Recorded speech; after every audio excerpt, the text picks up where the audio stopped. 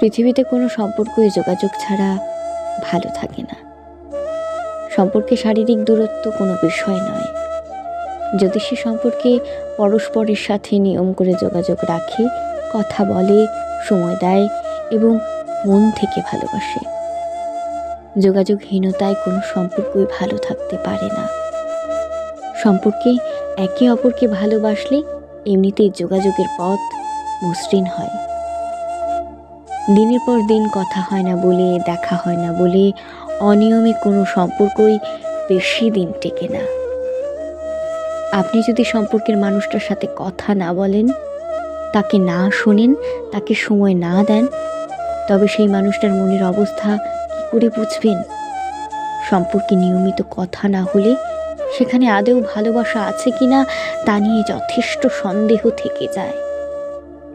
সম্পর্কে যোগাযোগহীনতা তখনই সৃষ্টি হয় যখন এক পক্ষের উদাসীনতা চরম আকার ধারণ করে, যখন গুরুত্বহীন হয়ে পড়ে সম্পর্ক এবং সম্পর্কের মানুষ। পৃথিবীর সমস্ত ক্লান্তি নিয়ে, বিষণ্ণতা কিংবা হতাশা নিয়ে মানুষ তার ভালোবাসার মানুষটার সান্নিধ্যে থাকতে চায়।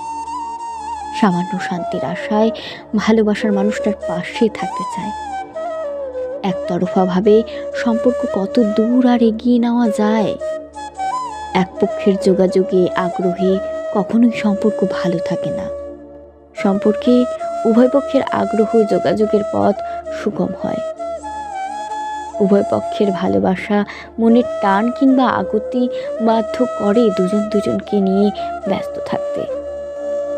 আর যখন সম্পর্কে এক পক্ষ চরম উদাসীনতা দেখায়, তখনই ধীরে ধীরে যোগাযোগের আগ্রহ এবং রাস্তা বন্ধ হতে থাকে। নিয়মিত যোগাযোগ না করা, সময় না দেওয়া, কথা না বলা, এসবে মূলত সম্পর্ক ধীরে ধীরে নষ্ট হতে থাকে। আর তারপর সম্পর্কে উদাসীনতা, গুরুত্বহীন মনে করা, মানুষটার প্রতি আগ্রহ হারিয়ে ফেলার মতো ভয়াবহ সম্ভাবনা দেখা দেয়। যে সত্যিই ভালোবাসে, সম্পর্ক ভেঙে যাওয়ার ক্ষত বা যন্ত্রণা সে নিতে পারে না। সে কখনোই চায় না সামান্য কারণে সম্পর্ক নষ্ট হোক। সে সম্পর্ক এবং সম্পর্কের মানুষটাকে আগলে রাখতে চায়। আর যার কাছে সম্পর্কের বিন্দুমাত্র গুরুত্ব নেই, মানুষটার প্রতি আগ্রহ নেই, সেই গা ছাড়া ভাব নিয়ে সম্পর্ক থাকে, যোগাযোগহীনতায় ফেলে রাখে সব, তার কাছে সম্পর্ক থাকা না থাকা দুটোই সমান।